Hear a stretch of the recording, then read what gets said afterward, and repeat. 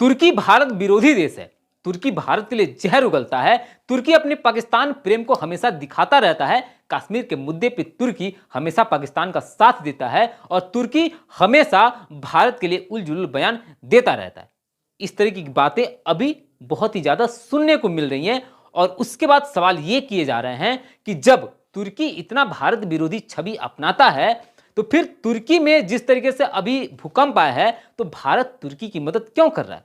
भारत अपनी सेना तुर्की में क्यों भेज रहा है? भारत अनाज तुर्की में क्यों भेज रहा है? बात यह भी उठ रही है कि तुर्की ही है जो एक समय में भारत के गेहूं को घटिया गेहूं बताकर वापस कर दिया था और आज वही तुर्की, उसी तुर्की के नागरिक जो हैं भारत के ही गेहूं खाकर जीवित हैं, यानी कि भारत के गेहूं के आटा खाकर जीवित हैं।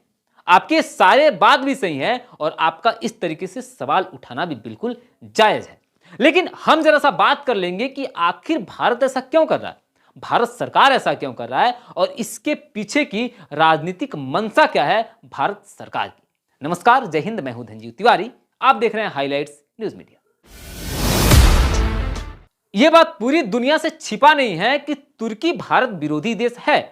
तुर्की भारत से नफरत करता है और पाकिस्तान का बहुत ही प्रिय मित्र है। लेकिन उसके बाद जब इस तरीके के हालात बने हैं तो भारत क्यों तुर्की की मदद कर रहा है?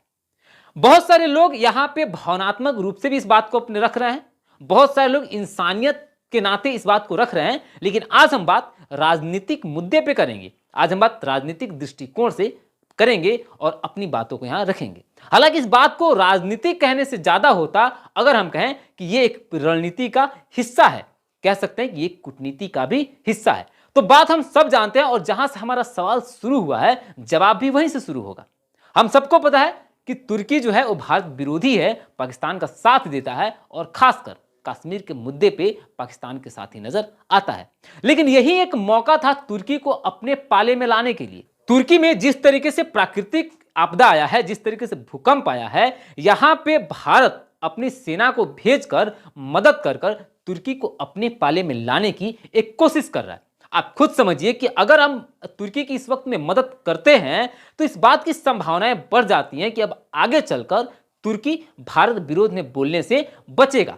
किसी भी बात को पुख्ते तौर पे तो नहीं कहा जा सकता, हम ये भी पुख्ते तौर पे नहीं कह सकते कि अब तुर्की भारत का मित्र ही बन जाएगा।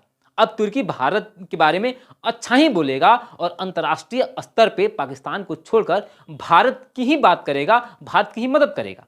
लेकिन हां, एक संभावनाएं जरूर बन जाती हैं कि तुर्की जो है अब भारत के पाले में क्या पता आ जाए। हमें इन संभावनाओं के साथ ही चलना है क्योंकि जो देश हमारा दुश्मन रहा है, अगर उसकी दुश्मनी में उसकी बातों में थोड़ी सी भी मिठास आ जाती है, थोड़ी सी भी हमारे प्रति झुकाव आ जाता है तो कहीं ना कहीं हमारे लिए फायदे की बात हो सकती है। हम सबको पता है कि पाकिस्तान इस स्थिति में नहीं है कि तुर्की की मदद कर सके।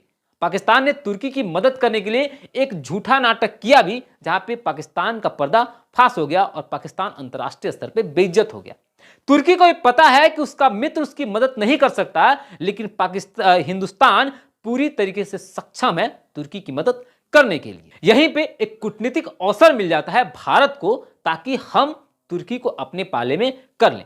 अब अगर अंतर्राष्ट्रीय स्तर पे तुर्की हमारी बुराई करता भी है तो शायद हमारे पक्ष में खड़े होने के लिए बहुत सारे देश आ सकते हैं और उस अंतर्राष्ट्रीय मंच के अधिकारी भी आ सकते हैं ये बताने और याद दिलाने के लिए कि जब तुर्की आपदा और विपदा में फंसा था तो भारत ने तुर्की के लिए क्या किया।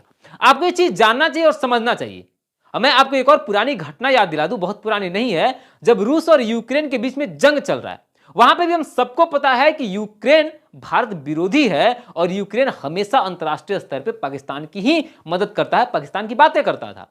लेकिन जब भी बात हुई रूस और यूक्रेन के बीच में तो भारत ने यूक्रेन की मदद किया, इसी उम्मीद में कि यूक्रेन जो है वो भारत की मदद करेगा, भारत के पक्ष में बोलेगा, भारत के प्रति उसका झुकाव आएगा। सेम रणनीति यहां पे तुर्की के साथ भी हो रहा है।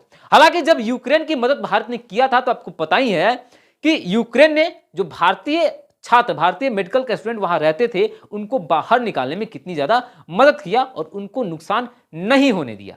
खैर, आप ये कह सकते हैं कि तुरंत की बात ही तो कर दिया, लेकिन हम सिर्फ उम्मीद कर सकते हैं, किसी पे भी एक मुहर नहीं लगा सकते हैं कि ऐसा ही होगा और हमें उम्मीद के साथ ही आगे बढ़ना चाहिए। तो आपने जो सवाल किए, आपका जो सवाल है और तुर्की हमारे साथ जिस तरह का व्यवहार करता आया है, आप अपनी जगह बिल्कुल सही हैं, लेकिन थोड़ी सी राजनीतिक समझ और अंतर्राष्ट्रीय कूटनीति के बारे में सोचेंगे तो आपको लगेगा कि सरकार जो कदम उठा रही है वो कहीं ना कहीं आगे चलकर फायदेमंद साबित हो सकता है। नमस्कार।